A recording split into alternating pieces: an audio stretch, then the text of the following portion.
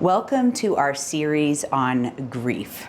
I am Cristi Bundukamara, Dr. B, and I am a psychiatric nurse practitioner with 20 years of clinical experience, but I've also lost children, and that unfortunately makes me an expert in grief.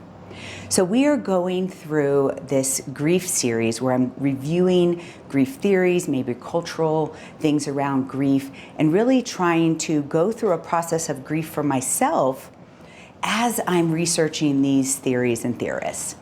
So today I'm going to talk about grief work, and we use that kind of interchangeably just as the process of grieving, but grief work is actually a theory, one of the original theories on grief from Sigmund Freud. Now, as a psychiatric nurse practitioner, I have studied Sigmund Freud. A lot of what came forward after his theories and research are still being used today. Some people like to kind of throw him out, and because of some of the theories that have been disproven or that seem a little too specific to kind of sexuality, right? But this person spent his life studying behavior and human psychology, and there's a lot of great foundation here. So grief work by Sigmund Freud is this cognitive process of going through memories, events, basically what I talk about all the time of feeling the pain, with the goal at the end to have detachment from this person that you lost.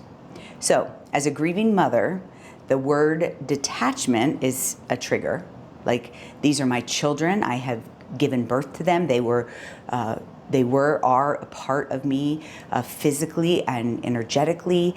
And so the word detachment always kind of gives me this, hesitation to move forward. But part of this process is really kind of diving deep. He also uses words like sever ties. And again, how can you sever ties with your child? And so this makes a little bit of sense, if you're looking at normal grief. And I feel like that as I go through all of these grief theories, that makes sense if I lost my mother when she was 70, right? Or some sort of natural process of dying and grieving. But when the process is out of order, losing your child, losing a husband, or some sort of intense grief where this person was such an active part of your life, these words like detachment and sever ties just seem impractical to our heart. Okay, but as I dug deeper into this theory, I really like this one statement. I'm going to hold on to this, and I will probably use it for myself. When he talks about detachment, he's talking about detaching from the energetic investment, okay? And that makes a lot more sense to me. So the energetic investment that I gave my children was probably 110% of myself, right? You give to your children. So I invested a lot of my time, my energy, and if you're watching me through this grief process, you see that I neglected myself physically, and so I can actually kind of hold on to that of I need to detach from the energy invested, right? They are gone. They are in the next life. I still feel some energetic connection. And so, but can I make a conscious decision to detach energetically how much I'm investing in that relationship, right? I do believe in an eternity. I believe that they are content where they are. And I don't need to give as much. Maybe I could even receive. So this is just me personally kind of pulling a lot of these grief theories together and, kind of where I am spiritually. And that's why this whole thing is a process. But that is the one really good nugget I got out of Sigmund Freud's grief work. And as I'm going through many of these theories, you know, it just sounds like something that is step by step or elemental or, you know, dual process we talked about, like that it is a process that will end. And I know many grieving parents who end up in depression, in real clinical depression. And so if that is you, I do encourage you to get professional help. But also thinking about this process of grief work. And, you know, I call it controlled grief because I want to feel like I'm in control of something, right? We feel so out of control when we've lost somebody.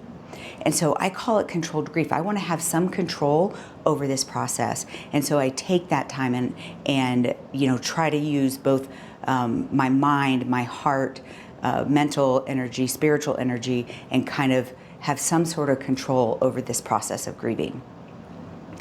But when he's talking about grief, and all of these grief theories, when they're talking about grief, they're just talking about the grief. And in the Mentally Strong method, we have these 10 categories because not everything is dealt with the same.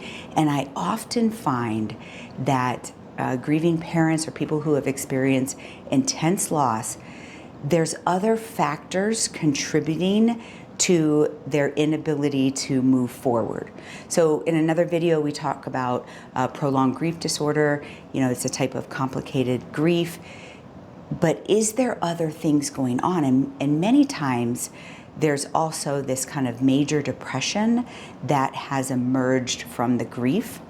And I challenge you to address that by itself and differently.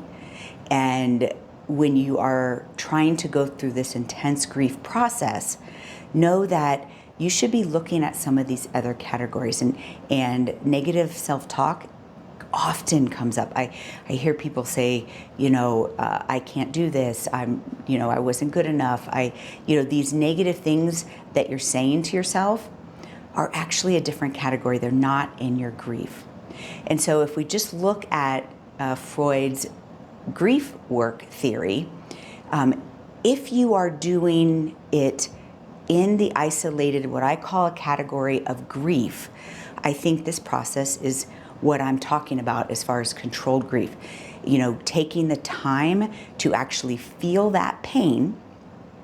And if you feel the pain, the intensity and frequency in which you have to feel that should decrease.